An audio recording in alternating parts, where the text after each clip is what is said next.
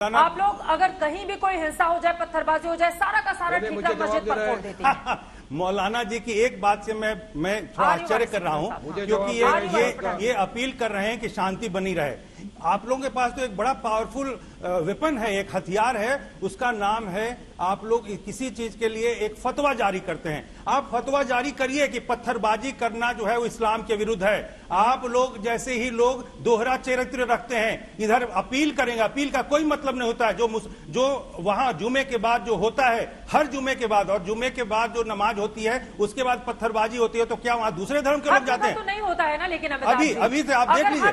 नहीं चित्रा जी, अभी नहीं, मैं कर रहा हूं, अभी जो लगातार की घटनाएं हो रही हैं, जहां रांची में हुआ, जहां प्रयागराज में हुआ, जहां कानपुर में हुआ, पूरे देश में हुआ, नहीं पूरे मैं तो शांति की व्यवस्था की बात कर रहा हूं, मैं कानून के पक्ष की बात कर रहा हूं। जो कानून तोड़ता है उसके लिए आप लोग क्या रोकने के लिए डेटरेंस यूज कर रहे हैं? क्या आप लोगों ने कोई फतवा जारी किया? क्योंकि इस्लाम क्यों नहीं जारी कर देते? इस्लाम जाना जाता है फतवों के लिए। क्यों नहीं आप लोग इस तरह का फतवा जारी कर देते हैं?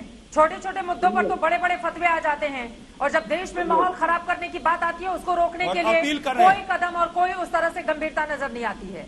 अपील का मतलब नहीं है कुछ। कादरी साहब जल्दी से, उसके बाद मैं आ रही हूँ वारिस पठान जी।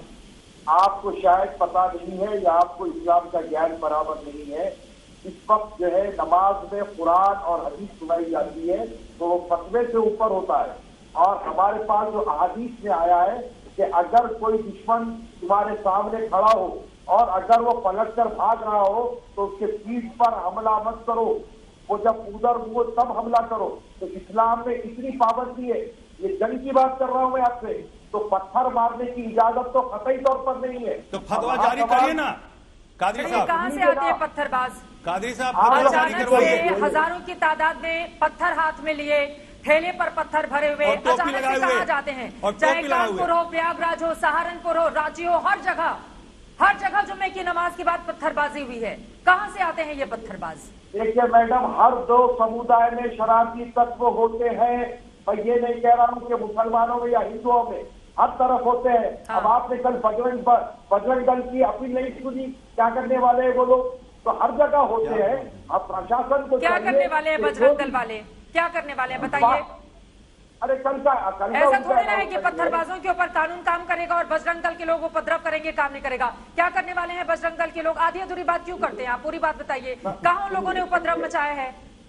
बजरंग दल वालों ने ये कहा कि कल हम भी पाठ करेंगे, तो मैं ये कहना चाह रहा हूँ कि ना कोई पाठ करेगा। इसीलिए तो इतनी तैयारी है ना, तो उस तैयारी को सिर्फ मस्जिद के बाहर की तैयारी के तौर पर क्यों देखा जा रहा है? एक ही जैन साहब के पास में जाती हूँ। वारिस पठान साहब मैं फौरन आऊंगी, बहुत देर से हमारे साथ फॉर्मर डीजीपी उत्तर प्रदेश के बने हुए हैं। एक ही जैन साहब, क्या अपनी पुरानी गलतियों से बड़ा सबक लेते हुए उत्तर प्रदेश की पुलिस जिस तरह की तैयारी कर रही है कल जुमे की नमाज के ठीक पहले, आपको लग रहा है कि उससे स्थिति को नियंत्रित करने में काफी हद तक वो कामयाब रहेगी?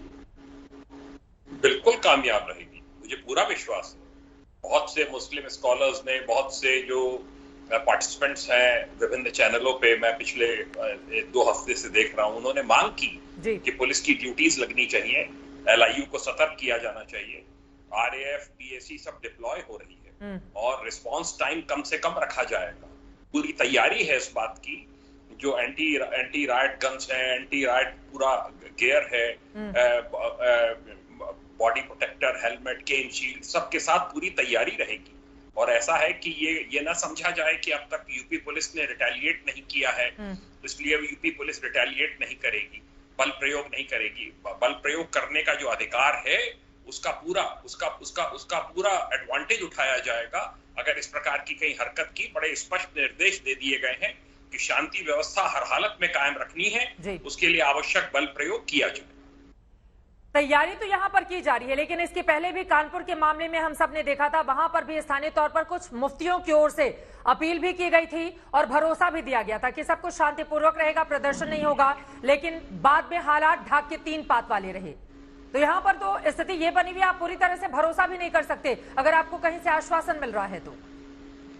नहीं, आप देखिएगा, बिल्कुल शांति रहेगी अब, और बिल्कुल सब जगह फोर्स अलर्ट है। कानपुर में तो VVIP ड्यूटीज थी उस दिन, इन्होंने आश्वासन दे दिया था कि हम कोई वहां पर प्रदर्शन नहीं करेंगे, अपनी कॉल वापस ले ली थी, तो उस पर विश्वास करके वो चले, अन्यथा वहां पर मैसिव डिप्लॉयमेंट होता और वो नहीं हो पाता।